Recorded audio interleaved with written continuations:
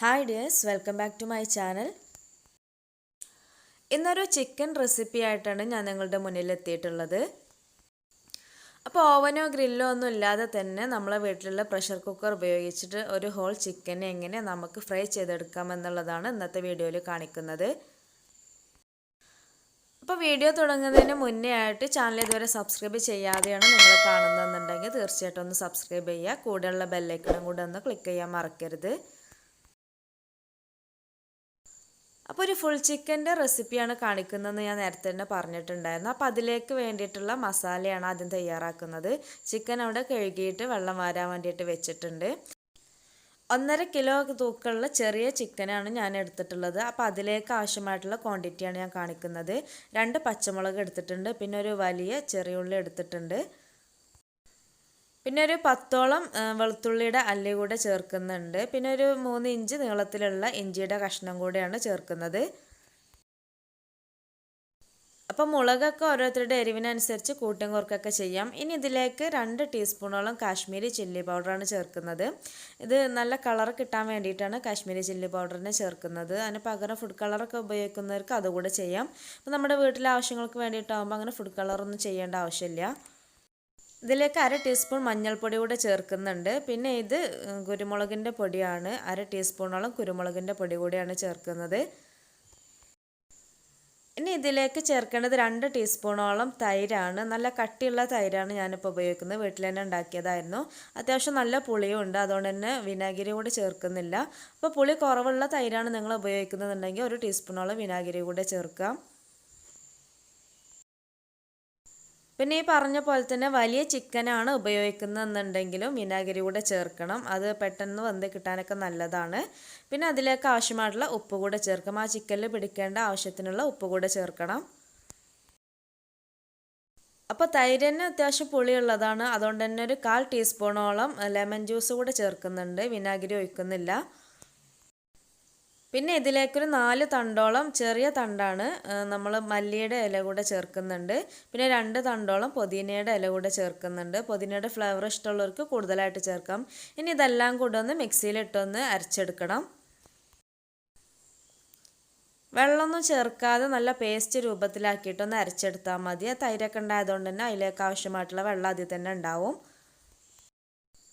പിന്നെ നമ്മൾ ഈ ചിക്കൻ തയ്യാറാക്കുന്നത് മന്തി റൈസിന് വേണ്ടിയിട്ടാണെന്നുണ്ടെങ്കിൽ ഈ ഒരു മസാലയിലേക്ക് തന്നെ ഒരു 1/2 ടീസ്പൂണോളം പച്ചമല്ലി കൂടെ ചേർത്താൽ നല്ലതാണ്.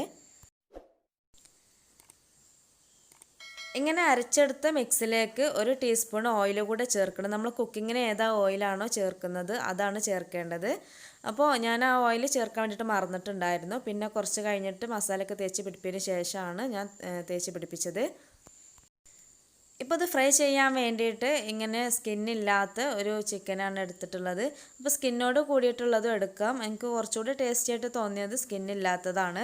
ആ മസാലക്കൽ പിടിക്കാനൊക്കെ ഒന്നും കൂടെ നല്ലത് സ്കിന്നില്ലാത്ത ചിക്കൻ തന്നെയാണ്. അപ്പോൾ ഇതിൻ്റെ ഒരു ബ്രസ്റ്റ് ഭാഗം നമ്മളൊന്ന് കത്തി വെച്ചിട്ടൊന്ന് വരഞ്ഞു കൊടുക്കണം. മസാലയൊക്കെ നല്ല രീതിയിൽ പിടിച്ച് കിട്ടാൻ വേണ്ടിയിട്ടാണ് അങ്ങനെ ചെയ്യുന്നത്. സ്കിന്നോട് കൂടിയിട്ടുള്ളതാണെന്നുണ്ടെങ്കിൽ ഫോർക്ക് വെച്ചിട്ട് നല്ല രീതിയിലൊന്ന് കുത്തി കൊടുത്താൽ മതി. ഇനി ചിക്കൻ്റെ മുകൾ ഭാഗത്ത് കുറച്ച് ഇറച്ചിയൊക്കെ കുറവുള്ള ഭാഗമാണ്. അപ്പോൾ ആ ഭാഗത്തൊക്കെ ഇങ്ങനെ ഫോർക്ക് വെച്ചിട്ട് ഇങ്ങനെ കുത്തി കൊടുക്കുകയാണ് ചെയ്യുന്നത്. നമ്മൾ വരിഞ്ഞ് കൊടുക്കാൻ മാത്രമുള്ള ഇറച്ചിയൊന്നും ആ ഭാഗത്ത് ഉണ്ടാവില്ല, അതുകൊണ്ടാണ് ഇങ്ങനെ ഫോർക്ക് വെച്ചിട്ട് കുത്തി കൊടുക്കുന്നത്. പിന്നെ വലിയ ചിക്കനാണെങ്കിൽ എന്തായാലും നമ്മൾ ഇങ്ങനെ ഫോർക്ക് വെച്ചിട്ട് നല്ല ആഴത്തിൽ പിന്നെ കുത്തി കൊടുക്കേണ്ടി വരും. ഇതിപ്പോൾ ഞാൻ ചിക്കൻ ക്ലീൻ ചെയ്ത് കഴിഞ്ഞിട്ട് വെള്ളമൊക്കെ നന്നായിട്ട് വാർന്ന് പോയിട്ടുണ്ട്. അങ്ങനെ വെള്ളം വാർന്നിട്ടില്ല എന്ന് തോന്നുന്നുണ്ടെങ്കിൽ നമ്മൾ ടിഷ്യൂ പേപ്പർ വെച്ചിട്ട് ഒന്ന് ഒപ്പിയെടുത്താലും മതി. ഇനി ഞാനിത് മറ്റൊരു പാത്രത്തിലേക്ക് മാറ്റിയിട്ട് നമ്മൾ നേരത്തെ അരച്ച് വെച്ചിട്ടുള്ള ഒരു പേസ്റ്റ് ഉണ്ടായിരുന്നു, ആ പേസ്റ്റ് ഇതിൻ്റെ മുകളിലായിട്ട് തേച്ച് കൊടുക്കുകയാണ്. അപ്പോൾ ഇതിൻ്റെ ഉൾവശത്തും പുറത്തൊക്കെ ആയിട്ട് നമ്മൾ കൈ വെച്ചിട്ട് നന്നായിട്ടൊന്ന് തേച്ച് പിടിപ്പിക്കണം. ആ ഒരു നമ്മൾ വരിഞ്ഞ് വെച്ചിട്ടുള്ള ഭാഗങ്ങളൊക്കെ ഉണ്ടായിരുന്നു, അതിൻ്റെയൊക്കെ ഉള്ളിലേക്ക് മസാല പിടിക്കുന്ന രീതിയിൽ നമ്മളൊന്ന് നല്ല രീതിയിൽ നമ്മുടെ വിരലൊക്കെ ഉപയോഗിച്ചിട്ട് ഒന്ന് മസാല നന്നായിട്ടൊന്ന് തേച്ച് പിടിപ്പിക്കാം. ഈ മസാല തന്നെ ഈ ചിക്കൻ്റെ ഉള്ളിലും കൂടെ നമ്മൾ കൈവച്ചിട്ടൊന്ന് തേച്ച് പിടിപ്പിക്കണം. അപ്പോൾ ഉള്ളിലും നമ്മളൊരു ഫില്ലിങ് തയ്യാറാക്കിയിട്ട് ചേർക്കുന്നുണ്ട്, എന്നാൽ പോലും ഇതിൻ്റെ ഉള്ളിലേക്ക് ഈ മസാല കൂടെ തേച്ചിട്ട് എല്ലാ ഭാഗത്തേക്കും ഉണ്ട് എന്നുള്ളത് നമ്മൾ ഉറപ്പാക്കേണ്ടതാണ്. ഇങ്ങനെ എല്ലാ ഭാഗത്തും മസാല ആക്കിയതിന് ശേഷം നമ്മൾ 2 മണിക്കൂറെങ്കിലും മിനിമം നമ്മൾ ഫ്രിഡ്ജിൽ വെച്ചിട്ട് സൂക്ഷിച്ച് വെക്കണം. അതിന് ശേഷം മാത്രമേ നമ്മളിത് ഫ്രൈ ചെയ്തെടുക്കാൻ പറ്റുള്ളൂ. അപ്പോഴാലും ശരിയായ രീതിയിൽ മസാലയ്ക്ക് എല്ലാ ഭാഗത്തും പിടിക്കുള്ളൂ. പിന്നെ എത്ര സമയം നമ്മൾ കൂടുതൽ വെക്കുന്നോ അത്ര കൂടുതൽ ടേസ്റ്റി ആയിരിക്കും. അപ്പോൾ നമ്മൾ എത്ര സമയം വെക്കുന്നു എന്നുള്ളതിനനുസരിച്ച് മാത്രം നമ്മൾ ഉപ്പ് ചേർക്കുക. ഉപ്പ് ഒരുപാടായാലും അതിൻ്റെ ടേസ്റ്റൊക്കെ ഒരുപാട് മാറിപ്പോവും. പിന്നെ നമ്മൾ ഈ അരച്ചെടുത്ത പേസ്റ്റിൽ നിന്നും ഒരു 1/2 ടീസ്പൂണോളം പേസ്റ്റ് ഞാൻ സെപ്പറേറ്റ് ആക്കി മാറ്റി വെച്ചിട്ടുണ്ട്. അതിൻ്റെ ഉള്ളിലേക്കുള്ള ഫില്ലിങ് തയ്യാറാക്കുമ്പോൾ അതിലേക്ക് ചേർക്കാൻ വേണ്ടിയിട്ടാണ്.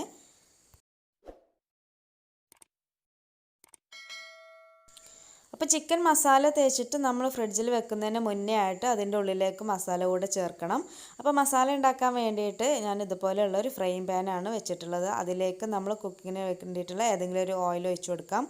1 ടീസ്പൂൺ ഓയിൽ ഒഴിച്ചു കൊടുത്താൽ മതി. ഇതിലേക്കൊരു വലിയ സവാള നീളത്തിലാക്കി അരിഞ്ഞത് കൂടി ചേർക്കുകയാണ്. കട്ടിയില്ലാതെ അരിഞ്ഞെടുത്തതായിരുന്നു.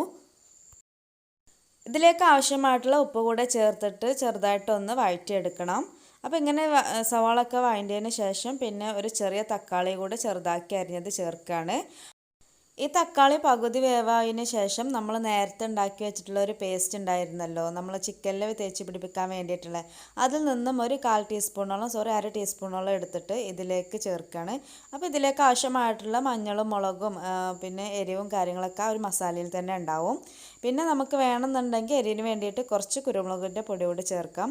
വേണമെങ്കിൽ ഒരു നുള്ള് ഗരം മസാലയുടെ പൊടിയും കൂടി ചേർക്കാവുന്നതാണ്. ഈ പൗഡറൊക്കെ ഒന്ന് മിക്സ് ആക്കിയതിന് ശേഷം കുറച്ച് മല്ലിയുടെ ഇലയും പുതിനയുടെ ഇലയും കൂടെ ഇങ്ങനെ ചെറുതാക്കി ചോപ്പ് ചെയ്തത് കൂടെ ചേർക്കുകയാണ്. അതിലേക്ക് കറിവേപ്പിൻ്റെ ഇല കൂടെ ചേർക്കുന്നുണ്ട്, ചെറുതാക്കി അരിഞ്ഞതായിരുന്നു. അതെല്ലാം കൂടെ ജസ്റ്റ് ഒന്ന് മിക്സ് ചെയ്തതിന് ശേഷം നമ്മൾ പുഴുങ്ങിയ ഒരു മുട്ട കൂടെ ഇതിലേക്ക് ചേർക്കുന്നുണ്ട്. അപ്പോൾ ആ മുട്ടയിൽ ഈ ഒരു മസാല ഒന്ന് പിടിക്കുന്ന വരെ ഒന്ന് ജസ്റ്റ് ഒന്ന് അങ്ങോട്ടും ഇങ്ങോട്ടൊക്കെ ഒന്ന് മറിച്ചിട്ട് കൊടുക്കാം. പിന്നെ ഒരുപാട് നമ്മളിനി വേവിക്കൊന്നും വേണ്ട, ഇത് ചിക്കനിൽ കിടന്നിട്ട് വീണ്ടും ഒന്നും കൂടെ ഒന്ന് വേവുന്നതാണ്. ഇനി നമ്മൾ തയ്യാറാക്കിയ ആ ഒരു എഗ്ഗ് മസാല ഈ ഒരു ചിക്കൻ്റെ ഉള്ളിലേക്ക് ഇട്ട് കൊടുക്കണം. അപ്പോൾ ആദ്യം കുറച്ച് മസാല ഇട്ടതിന് ശേഷം പിന്നെ നമ്മൾ ആ മുട്ട കൂടെ ഇട്ട് കൊടുത്തു. അതിന് ശേഷം കുറച്ചുകൂടെ മസാല ഇട്ടു.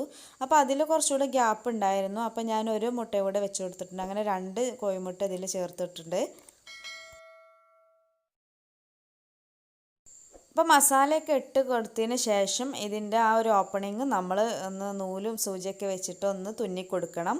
അപ്പോൾ മസാല ഇല്ല എന്നുണ്ടെങ്കിൽ നമ്മൾ ഇങ്ങനെ തുന്നി കൊടുക്കേണ്ട ആവശ്യമൊന്നുമില്ല. ഇതിപ്പോൾ നമ്മൾ ഫ്രൈ ചെയ്യുന്ന സമയത്ത് മസാല പുറത്ത് പോരാതിരിക്കാൻ വേണ്ടിയിട്ടാണ് ഇങ്ങനെ തുന്നി കൊടുക്കേണ്ടത്.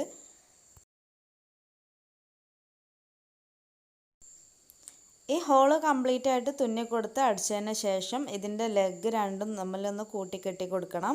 അപ്പോൾ ലെഗ് തമ്മിലൊന്ന് കൂട്ടിക്കെട്ടിയിട്ടുണ്ട്, എന്നാലും അതിൻ്റെ പുറമേ ആയിട്ട് ഒരു ടൂത്ത് പിക്ക് ഉപയോഗിച്ചിട്ട് 2 ലെഗും കൂടെ ഒന്ന് കുത്തി കൊടുക്കും കൂടെ ചെയ്തിട്ടുണ്ട്.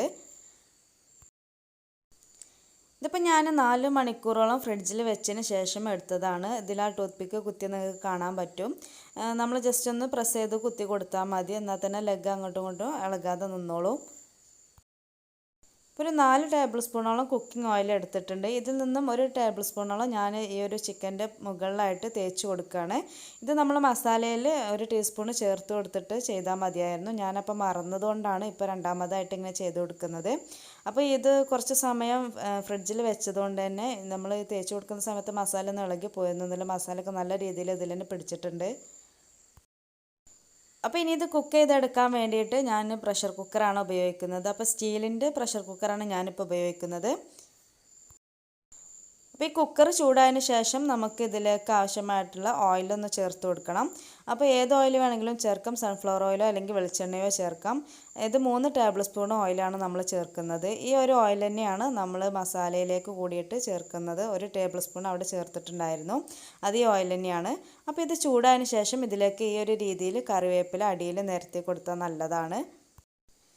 ഇങ്ങനെ ചെയ്താൽ ആ ഒരു ചിക്കൻ ഇതിൻ്റെ അടിയിൽ പിടിക്കില്ല. നമ്മൾ ഓയിൽ ഉണ്ടായതുകൊണ്ട് എന്തായാലും അടിക്ക് പിടിക്കൊന്നുമില്ല, പക്ഷേ ശരിയായ രീതിയിൽ അതിൻ്റെ ഒരു മൊരിഞ്ഞ ഭാഗമായിട്ട് നമുക്ക് കിട്ടാൻ ഇങ്ങനെ ചെയ്യുന്നത് നല്ലതാണ്. പിന്നെ കറിവേപ്പിലയുടെ ഒരു ഫ്ലേവറൊക്കെ എണ്ണയിലേക്ക് ഇറങ്ങുക കൂടെ ചെയ്യും. ഇനി കറിവേപ്പിലയുടെ മുകളിലായിട്ടാണ് നമ്മൾ ചിക്കൻ വെക്കേണ്ടത്. അപ്പോൾ ചിക്കൻ്റെ ബ്രസ്റ്റ് ഭാഗം താഴേക്ക് വരുന്ന രീതിയിലാണ് വെച്ച് കൊടുക്കേണ്ടത്. അങ്ങനെ വെക്കാനുള്ള കാരണം കൂടുതൽ വേവ് കിട്ടേണ്ടതും അവിടെ തന്നെയാണ്. ഇപ്പോഴൊക്കെ ഫ്ലെയിം ഫുള്ളിലാണ്. ഫുൾ ഫ്ലെയിമിൽ ഇട്ടിട്ടാണ് ഇപ്പോഴൊക്കെ നമ്മൾ ചെയ്യുന്നത്. പിന്നെ 2 മിനിറ്റിന് ശേഷം മാത്രം നമ്മളിത് സിമ്മിലാക്കിയാൽ മതി.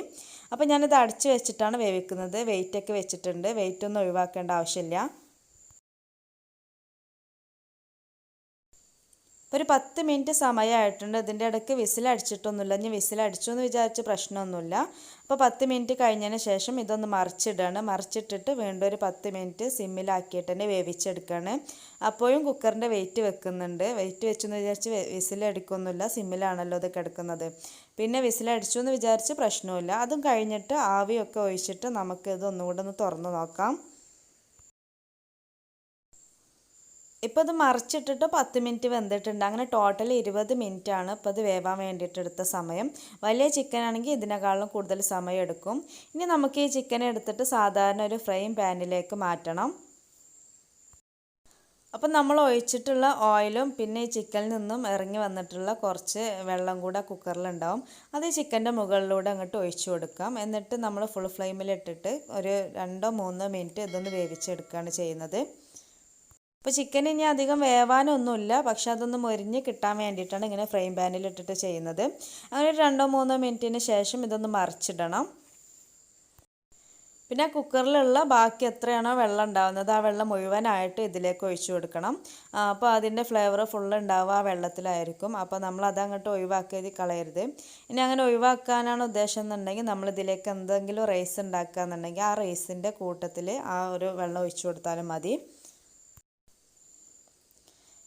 ഇത് 2-3 മിനിറ്റ് കഴിഞ്ഞിട്ട് ഒന്ന് മറിച്ചിട്ടാൽ മതി. മറിച്ചിട്ടിട്ട് ഒന്നുകൂടെ വേവിച്ച് കൊടുക്കണം. പിന്നെ ഇതിൻ്റെ എല്ലാ ഭാഗങ്ങളും അടിഭാഗം മുകൾ ഭാഗം മാത്രമല്ല സൈഡും അതിൻ്റെ ബാക്ക് സൈഡും ഫ്രണ്ട് സൈഡും എല്ലാം കൂടെ നമ്മളിങ്ങനെ ഒന്ന് തിരിച്ചും മറിച്ചിട്ടൊക്കെ ഒന്ന് മൊരിച്ചെടുക്കണം. പിന്നെ മന്തി റൈസിലേക്ക് വേണ്ടിയിട്ടാണ് നമ്മൾ ഈ ചിക്കൻ തയ്യാറാക്കുന്നതെന്നുണ്ടെങ്കിൽ ഈ എണ്ണയിലേക്ക് 1/2 ടീസ്പൂണോളം ചെറിയ ജീരകം കൂടി ചേർത്താൽ കൂടുതൽ ടേസ്റ്റി ആവും. ഇപ്പോൾ ഇതിൻ്റെ 2 വശം നന്നായിട്ട് മൊരിഞ്ഞ് വന്നിട്ടുണ്ട്. പിന്നെ ഇതിൻ്റെ സൈഡൊക്കെ അങ്ങനെ ഒന്ന് തിരിച്ചിട്ട് കൊടുക്കണം ഒന്ന് മൊരിഞ്ഞ് കിട്ടാൻ വേണ്ടിയിട്ട്. അപ്പോൾ നമ്മൾ സൈഡൊക്കെ വെന്തിട്ടുണ്ട്. പിന്നെ ഇങ്ങനെ ഒന്ന് ജസ്റ്റ് ഒന്ന് ഫ്രൈ ആവാൻ വേണ്ടിയിട്ട്. പിന്നെ നമുക്ക് അൽഫാമൊക്കെ ഉണ്ടാക്കുമ്പോൾ അറിയാമല്ലോ, ചെറിയൊരു കരിച്ചിലൊക്കെ വന്നാലേ അതിനൊരു ടേസ്റ്റ് ഉണ്ടാവുള്ളൂ. അപ്പോൾ ആ ഒരു രീതിയിലാവാൻ വേണ്ടിയിട്ടാണ് ഇങ്ങനെ തിരിച്ചും മറിച്ചൊക്കെ ഇട്ട് കൊടുക്കുന്നത്. ഒരുപാട് സമയം ഇങ്ങനെ വെക്കൊന്നും വേണ്ട. കുറച്ച് സമയം ഒരു 1 മിനിറ്റോ 2 മിനിറ്റൊക്കെ വെച്ചാൽ തന്നെ മതിയാകും. അപ്പോൾ ഈ ചിക്കൻ ഇരുത്തിയും കിടത്തിയൊക്കെ ആയിട്ട് ഇതിൻ്റെ എല്ലാ ഭാഗവും ഒന്ന് മൊരിച്ചെടുക്കുകയാണ്. ഇപ്പോഴൊക്കെ ഫുൾ ഫ്ലെയിമിലാക്കിയിട്ട് ചെയ്താൽ മതി. സിമ്മിലാക്കിയിട്ട് ചെയ്യാമെന്നുണ്ടെങ്കിൽ ഈ ചിക്കൻ്റെ പീസൊക്കെ ഇങ്ങനെ പറഞ്ഞു പോരും, ഇറച്ചിയൊക്കെ പറഞ്ഞു പോരും. അപ്പോൾ ഫുൾ ഫ്ലെയിമിലാക്കിയിട്ട് ചെയ്യാം.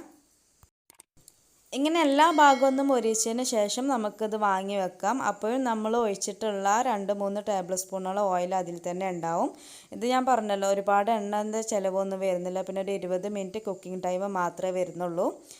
പിന്നെ ഈ ഓയിൽ നമുക്കിനി എന്തെങ്കിലും റൈസ് ഉണ്ടാക്കുകയാണെങ്കിൽ ആ റൈസിലേക്ക് കൂട്ടാവുന്നതാണ്.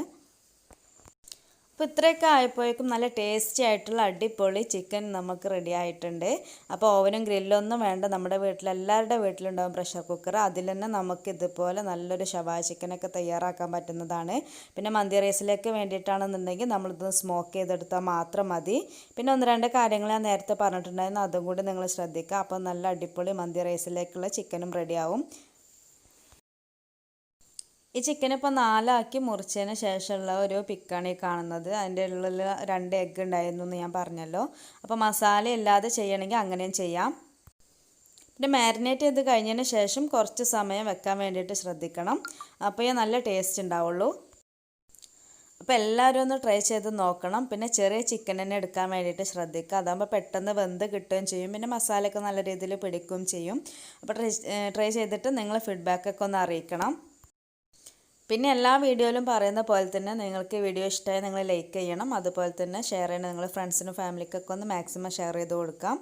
പിന്നെ ചാനൽ ഇതുവരെ സബ്സ്ക്രൈബ് ചെയ്യാതെയാണ് നിങ്ങൾ കാണുന്നുണ്ടെങ്കിൽ തീർച്ചയായിട്ടും ഒന്ന് സബ്സ്ക്രൈബ് ചെയ്യുക. വീണ്ടും നല്ലൊരു വീഡിയോ ആയിട്ട് വരാം. താങ്ക്